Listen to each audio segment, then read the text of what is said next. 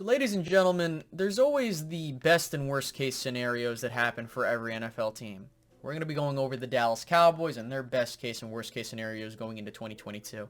Now we're going to be borrowing an article done by Fansided by an individual by the name of Lauren Barrash. I'm sorry if I mispronounced the name, but this is a good stepping stone for my personal ceiling and floor. Does it match those expectations and all that other stuff? So giving proper credit there.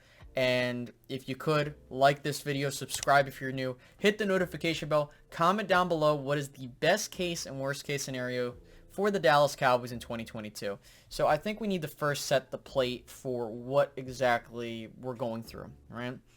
So it starts off by saying last year was arguably the first time in a while the Dallas Cowboys had a chance at a playoff push, which is true.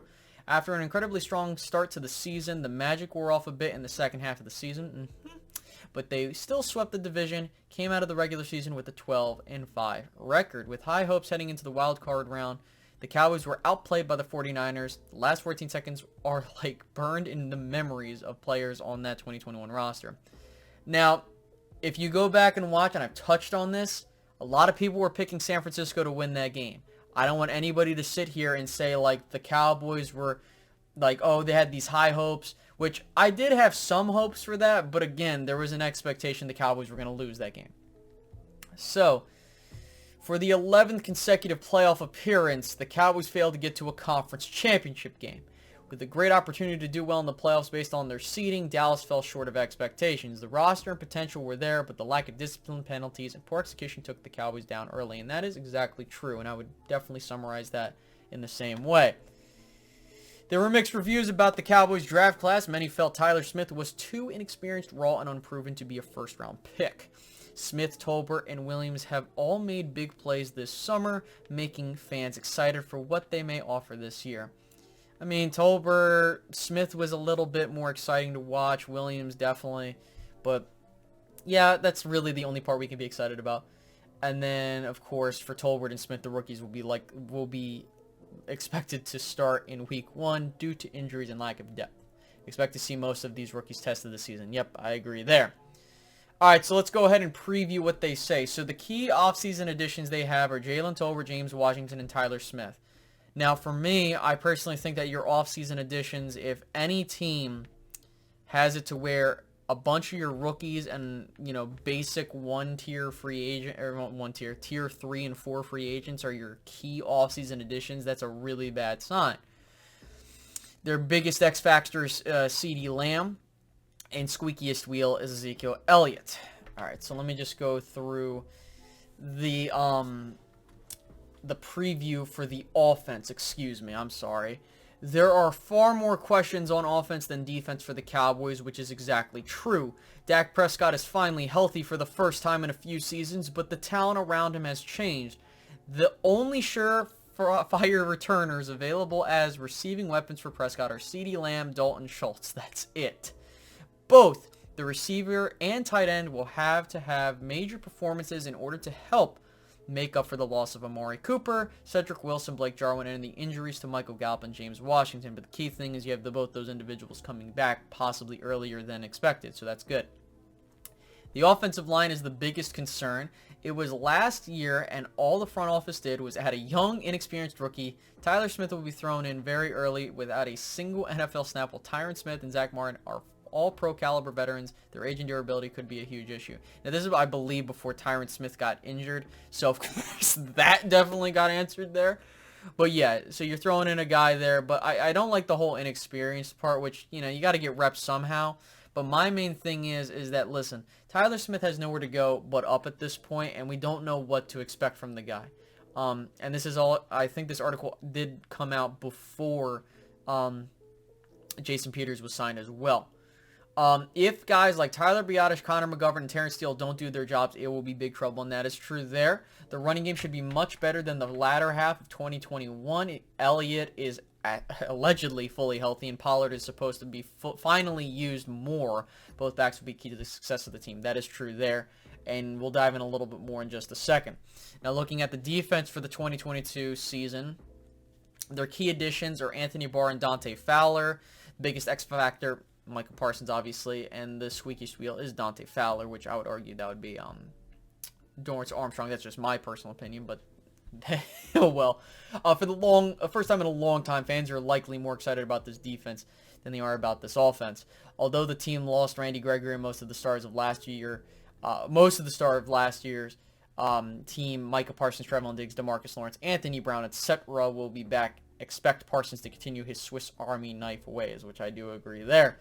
Fowler hasn't had a decent season in multiple years, but hopefully the change of scenery will help him emerge in 2022. He will need to help make up for the loss of Gregory and contribute in a big way. If not, he'll likely lose his spot to rookie Sam Williams. And another thing, too, is Dorrance Armstrong being brought back is a key thing, and I don't like that people forget that. A lot of people need to understand that the front office banks on these two guys, Sam Williams and Armstrong, being the replacement. The secondary is stronger than it's ever been, with Diggs, Brown, Jaron Kearse, and Malik Hooker all back and ready to improve upon their breakout years in 2021. If the offseason programming has shown us anything, it's none of these defenders plan on reverting this season. And that's really the biggest thing for the Cowboys. Their defense will be what holds them true for the first couple of games, and hopefully their offense begins to come alive at some point during the year. So that's going to be big there. Next is the coaching staff overview, and then we'll get into awards and the best and worst case scenarios. So the Dallas Cowboys coaching staff overview, of course, you have Mike McCarthy as your head coach, Kellen Moore as offensive coordinator, and your DC is Dan Quinn. So you're bringing back the same group from last year, which is a key thing, but let's say. Coaching was a major storyline of the 2022 offseason. Kellen Moore and Dan Quinn both interviewed for several head coaching positions with other teams, but ultimately ended up returning to Dallas. Mike McCarthy's seat was extremely hot after the wildcard loss. Jerry Jones even refused to solidify his job security for the first few weeks after the season ended. The Cowboys owner also publicly spoke about the fact that Quinn would be a great head coach and he could get anyone he wanted to coach the Cowboys, which is a huge red flag if I do say so myself. Then Sean Payton retired. The rumor mill swirled. Although Payton is currently set with a contract to be a broadcaster at Fox, it seems likely he will return to coaching in 2023. If McCarthy doesn't have a good season, expect Jones to go after his old friend with full force. And that I do agree with. Now, I do think, however, Dan Quinn has a lot more of a chance of being head coach in 2023 than Sean Payton. That is still an open possibility. But for me, I think the two biggest things that I need to look at, and I'm shocked they didn't talk about this, is Kellen Moore continuing to grow as a play caller and Mike McCarthy being a lot more involved in the offensive scheme and play calling, and Dan Quinn continuing to build this defense group up. That's what I think the biggest storyline is that Kellen Moore needs help at knowing how to do his job better, and I hate it because I'm not a fan of on-the-job training, and this is exactly what the Cowboys are doing. So Mike McCarthy needs to get his ass into that room and help Kellen Moore get a better way of managing some of these games and not going into a shell that we've been seeing in some of these games, especially on the road. Next, Dallas Cowboys Award Watch. So, okay, well, I'm going to just skip that. So they have Dak Prescott on MVP Watch, which isn't absurd as you think because of the fact that quarterbacks usually win the award. That's number one. Number two, if Dak Prescott, who's now going fully healthy into this year, has a fantastic year and the Cowboys win a decent amount of games, you can make an argument. But, I mean, that's a given, okay? That's definitely a given for any quarterback. If you put up a lot of good stats and your team wins games, you'll most likely win an MVP. So if Dak Prescott puts up similar stats to last year, obviously he'll be in that conversation, especially if he does it consistently throughout the year. Next, Micah Parsons, Defensive Player of the Year. This is something that I fully expect to happen at some point in his career, and I think it could happen as soon as next year. Micah Parsons has this reputation, and reputation is important when you look around the league. Micah Parsons has gotten a lot of clout throughout last year. Him being able to just do pretty much everything is going to be something that a lot of teams look at going into next year, and mainly voters. And I think that as long as Micah has a similar year than last year or better, he will be in the running for Defensive Player of the Year, especially if the Cowboys defense does something really good this year. Now, the biggest game on the Dallas Cowboys schedule in 2022. Now, the Cowboys have a lot of big games. They take on Tampa Bay, the Bengals, Rams, all within the first 5 weeks, which is key. And that's what I think we'll see going into that. Those games are massive, but for many reasons, their away game in Week 10 against Green Bay is critical. Heading into the frozen tundra is always tough, and it'll be Mike McCarthy's first time back in Green Bay since his firing. It's midway checkpoint of the season, and the Cowboys will need to prove that they can get it done on the road against a formidable opponent. Plus, Aaron Rodgers loves to beat the Cowboys, so drama in the second and third. That I agree with. The Green Bay game is going to be the make or break game for the Cowboys in 2022, regardless of what the season schedule is at that point. Whether the Cowboys are like 5-1, whatever the record may be, or they're like 500 going into that game. I have the Cowboys being at 500 going into that game. If the Cowboys win that game, that will be a huge momentum swing going into the latter part of the season, because you have Minnesota, then you have 3 straight home games. If the Cowboys can win those 2 away games, I think that will set them up with a lot of momentum to win a couple games off in a row. However, in the same exact way, if they lose that game, it could send their season in a spiral that they can't really recover from. But anything can happen, but that's something to keep of note. Now, the Cowboys season predictions, best case scenario according to this article. Unlike some Cowboys fans, we are going to be realistic here. The Cowboys are not likely to win it all this year. I agree. They will also likely have a worse overall record than last year's 12-5. Reasonable. But the best case scenario for the Cowboys is that they play with discipline, lessen the penalties, and get further in the playoffs than they have been in a while. The hope is that continuity and key veterans can continuity and key veterans can make this happen. Instead of prematurely looking to the Super Bowl, a big goal for the Cowboys should be to be the first team in 17 years to win the NFC East in consecutive years, that's a good thing. Okay, that's a good expectation there.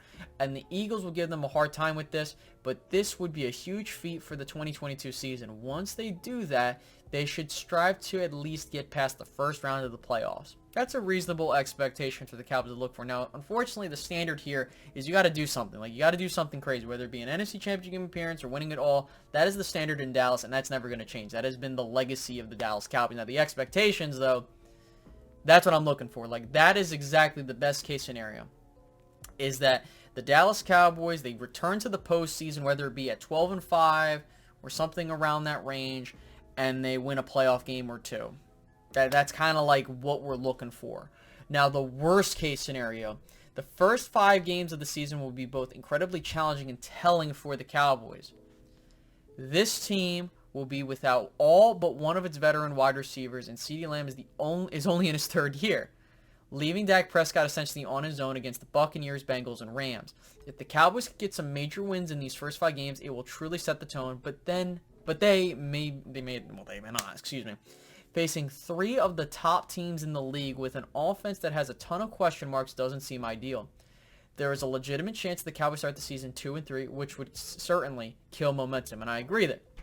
Aside from the record, this team has no chance of being a contender if the defense doesn't have another phenomenal year.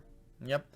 Last year, the defense scored points, kept this team in games. If Trevon Diggs can't be a ball hawk he was, and the Cowboys don't find a legitimate replacement for Randy Gregory, this whole team could suffer as a result. I would say the worst case scenario would be this. The offense struggles. They can't run the ball. The offense looks anemic, passing, whether it be something's wrong with Dak, whether it be something's wrong with the offensive line, the receivers, you name it.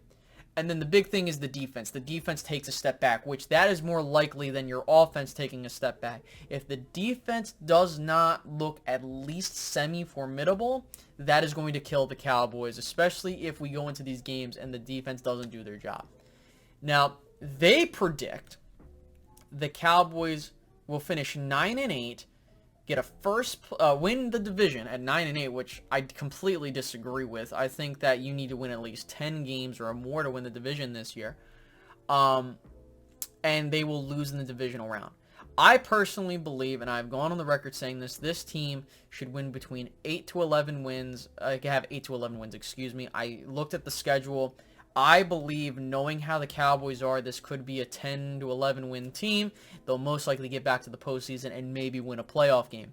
If the Cowboys do that, I don't know if that satisfies Jerry Jones's expectations. But yeah, you got to get to the playoffs or Mike is gone. Plain and simple. So I hope you guys enjoyed this video. By all means, make sure to like, comment, subscribe, hit that notification bell. Tell me down below what you think, and I'll see you guys later.